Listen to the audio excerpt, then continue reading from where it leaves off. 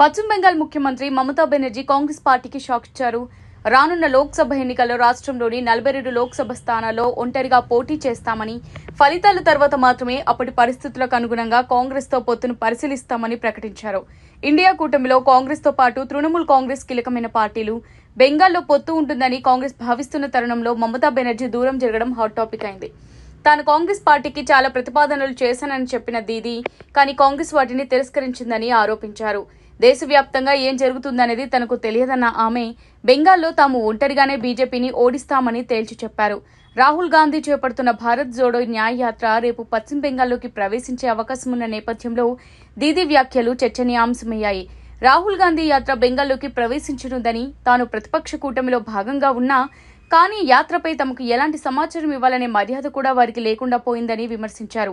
కాబట్టి బెంగాల్కు సంబంధించినంత వరకు వారితో పొత్తుతో వెళ్లదలుచుకోలేదన్నారు.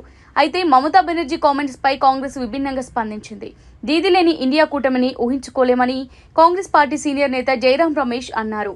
ఇండియా కూటమి భాగస్వాములంతా కలిసి ఎన్నికల్లో పోటీ చేస్తామని, బెంగాల్లోనూ కలిసి ముందుకు సాగుతామని చెప్పుకొచ్చారు. పశ్చిమ బెంగాల్ ముఖ్యమంత్రి మమతా బెనర్జీ బాటనే ఆమ్ ఆద్మీ పార్టీ నేత పంజాబ్ ముఖ్యమంత్రి భగవంత్ మాన్ అనుసరించారు. పశ్చిమ బెంగాల్లో ఒంటరిగానే పోటీ చేస్తామని ముఖ్యమంత్రి మమతా బెనర్జీ ప్రకటించిన కొద్దిసేపటికే పంజాబ్ ముఖ్యమంత్రి భగవంత్ మాన్ సంచలన ప్రకటన చేశారు. వచ్చే లోక్సభ ఎన్నికల్లో పంజాబ్లో కాంగ్రెస్ పార్టీతో ఆ పొత్తు పెట్టుకోదని స్పష్టం చేశారు. కాంగ్రెస్ తో పొత్తు లేకుండానే మొత్తం 13 లోక్సభ స్థానాల్లో ఆప్ పోటీ చేస్తుందని చెప్పేశారు. అంతేకాదు లోక్సభ ఎన్నికల్లో పంజాబ్ లో ఆప్ క్లీన్ స్వీప్ చేస్తుందని, మొత్తం 13 స్థానాలను గెలుచుకుంటుందని మాన్ ధీమా వ్యక్తం చేశారు. 13 లోక్సభ స్థానాలకు గాను దాదాపు 40 మంది అభ్యర్థులను షార్ట్ లిస్ట్ చేశామని చెప్పుకొచ్చారు.